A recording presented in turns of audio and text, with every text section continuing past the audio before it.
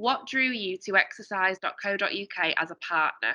Well, my relationship with exercise.co.uk came about sort of for two reasons, really. Firstly, I recognised that I was going direct to consumer. I was running what is a potentially large brand, but doing it with a small team. 15 years of being under license to Argos means I wasn't really involved, but then now completely involved. And it's not until you're truly involved in a business that you really understand the business, and the marketing and the PR side of the business is a natural thing for me to do.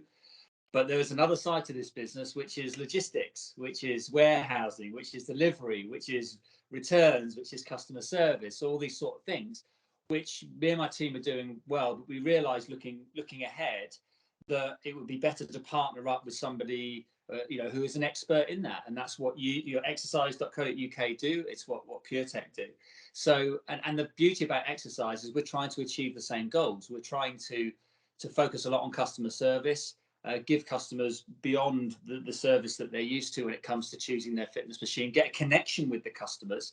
And both Roger Black Fitness and exercise.co.uk, both believe in that and want to grow their businesses like that. So it's a really great partnership. The other thing is, where the initial connection came, is I'm an ambassador for the Cystic Fibrosis Trust, and I know that exercise.co.uk are a supporter of the Cystic Fibrosis Trust. So serendipity, really. So there's the business connection, but there's also the nice connection through the Cystic Fibrosis Trust. Which item in your range are you most excited about?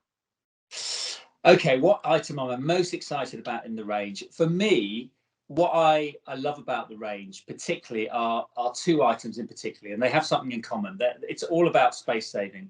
What we've found with a lot of our customers, particularly the older customers, they want to have something that they can fold away, that they can put away, and it's not just dominating the room. Not everyone has a spare room or has a garage.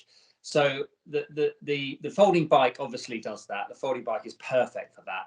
But the product I love the most is the Easy Fold treadmill, because it's just brilliant. And what I love about it is it just arrives in a box. You open the box and you just click it into place. And that's it. You don't have to assemble it. You don't have to do anything. You just plug it in and go.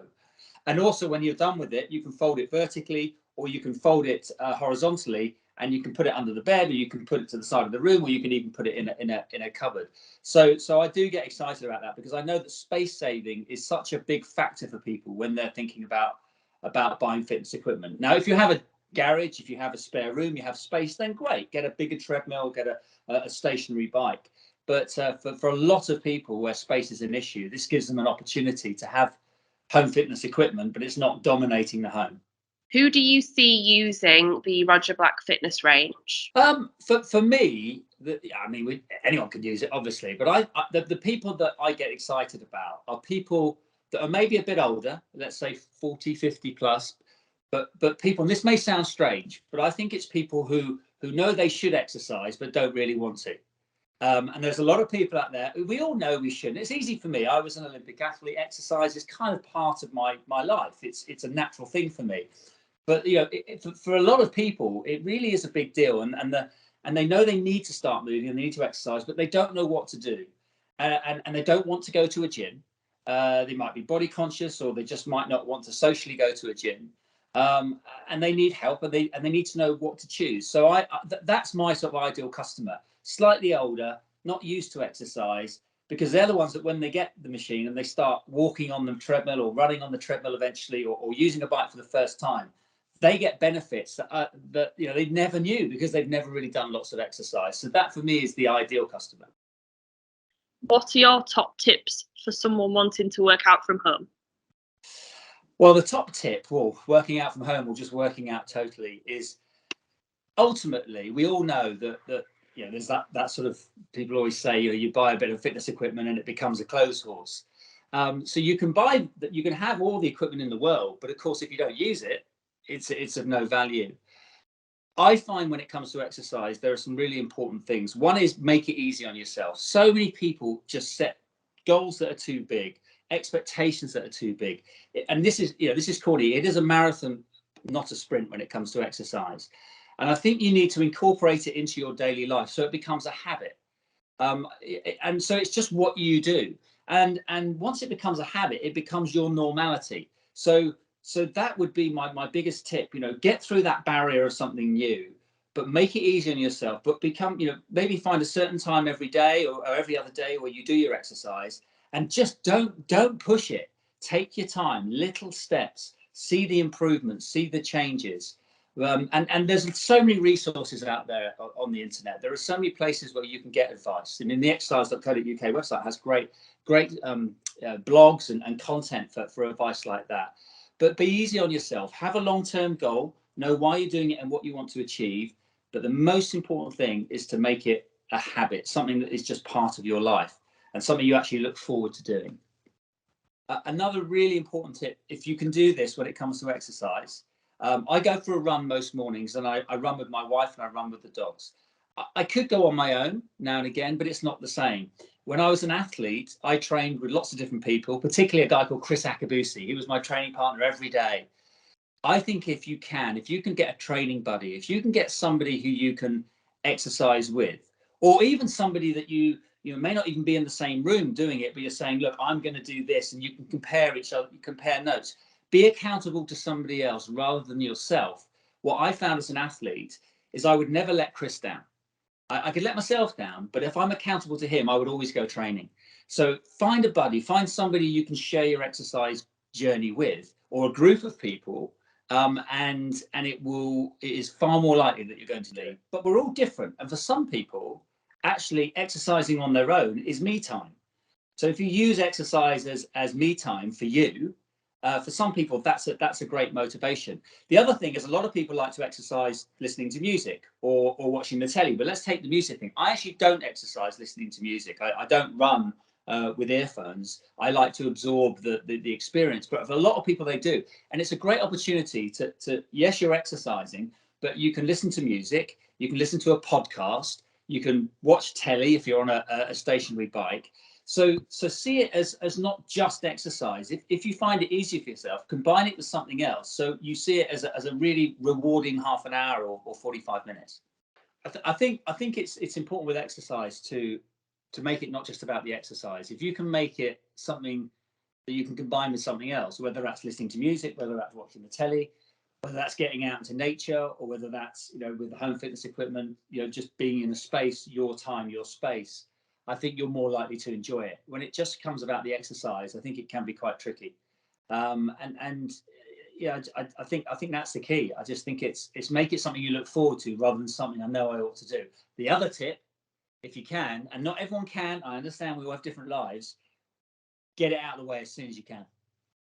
Because I find from experience, if I say I'm going to go for a run, and I know that it's part of my routine, take the kids to school, come back, go for a run, okay, that's fine. If I say, oh, I'll put it off, I'll do it in the afternoon, invariably something gets in the way and I don't do it. Or if it's, so the best time to do your exercise is to fit it in at a fixed time. Either you get up a bit earlier and do it, and then it's done, you can enjoy the rest of the day. Or as soon as you get back from work or whatever, just get it done. Because if you put it off before you know it, the day's gone. And that's very, very common for people. So schedule the time that fits in with your life. And we all have different lives. So, and that's why it can be really, really tricky for people. But that's why home fitness equipment is so useful, because you can control, you haven't got to leave your house to exercise. So you can control the amount of time it takes to get, you literally, if you're working out at home, you haven't got all that time to get to the gym, to get showered, to come out, all that sort of stuff. So make it easy on yourself. How can we improve our running technique? Okay. When it comes to running technique, some people can just get on a treadmill and they're natural runners. But for a lot of people who aren't used to running, it's a very unnatural thing to do. So I think you need to engage with your body. So the first thing to do with a treadmill is actually just to walk on it and actually be aware of what naturally, without thinking, your body does. So the left leg will go forward with the right arm. You can't walk. You look pretty silly running or walking if with the left leg going forward with the left arm. Our bodies are designed to be in symmetry. So when it comes to running, you need to be as symmetrical and as rhythmic as possible. So some people will get on a treadmill and they'll run with their legs, but they won't use their arms. So actually, if you just start to get that symmetry between your arms and your legs, running becomes so much easier. it's strange for me to say that, because obviously for me, running is and was a very, very natural thing. I never had to think about running. But what I've learned with this business is that it's not natural to everybody. I'm not a natural swimmer, but I've got friends who are Olympic swimmers, and it's just particularly natural for them. So if it's not something you're naturally used to, take the time to engage with your body and the symmetry of your body. Watch some videos, watch some YouTube clips, and it's amazing how just having an understanding of running and the understanding of your body means that you'll find it so much easier. What home fitness accessories do you think would complement your range? Oh, blimey! So if I was to add to our range at the moment, we have 2 treadmills, we have 2 bikes, we have a cross trainer, and we have a rower. Accessories would be great, because I'm a real fan when it comes to exercise is to mix it up a bit if you can. So yes, I'll run outside, but sometimes I'll run on the treadmill. Sometimes I'll go for a swim. Sometimes I'll go into just do some push-ups and sit-ups and whatever. Mix it up as much as you can. So accessories are great. So I think a yoga mat's brilliant, because I think especially as you get older, I mean, especially if you're a man, I'm going to generalize now for me. It's very yoga's tough as you get older. So I think we need to get more flexible. So a yoga mat would be good.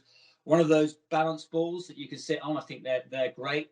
Some light weights are great as well. So I think, and these aren't heavy items; they're affordable, cheap items, really. And I think they complement the treadmill, they complement the rower, they complement the bike. But I think mixing up your exercise routine, giving yourself that variety, and using different muscles is a really good thing. And smaller accessories are a great way to do that. So the first one from Sam on Twitter is, you are promoting changing how you exercise as you get older. Yeah. Has your diet also changed as you've gotten older? And if so, how? What I've noticed as I've got older, and I think we all know, I mean, I'm 56 now. Okay. So I've noticed that it's just the joints are hurting. Things aren't quite as easy as they used to be. The middle-aged spread's coming in. I accept that, and I have to work a little bit harder at that. But about diet's really interesting. When I was an athlete, it's a long time ago, I didn't think about diet, because you're training so hard every day.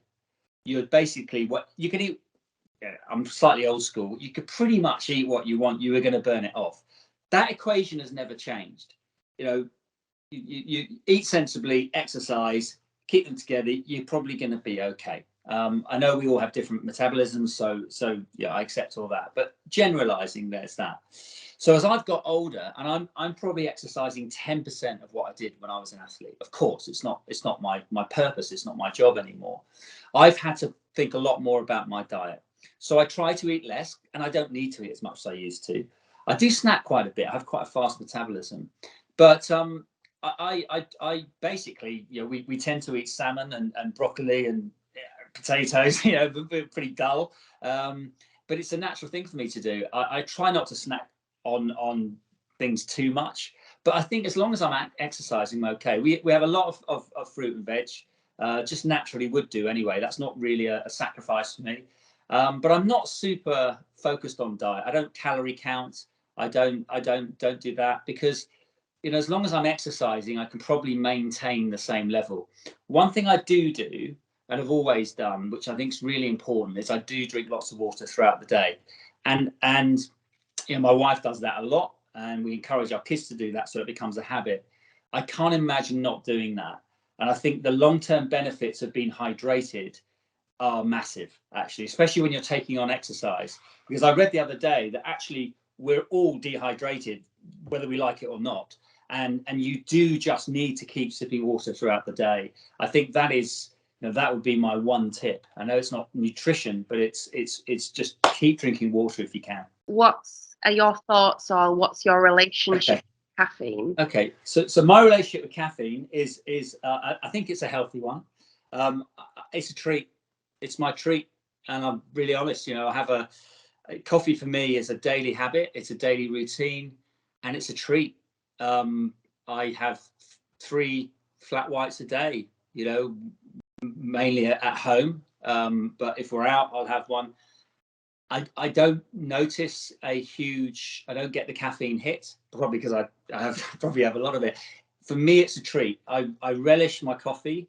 I don't go more than 3 a day. and there are certain points in the day, and it's time to step back, to relax and enjoy it. And it's a treat for me. So when I go for a run, the first thing we do after a run is we have a coffee. And if I get up early in the morning, I'll have one in the sort of me time in the morning, because I get up quite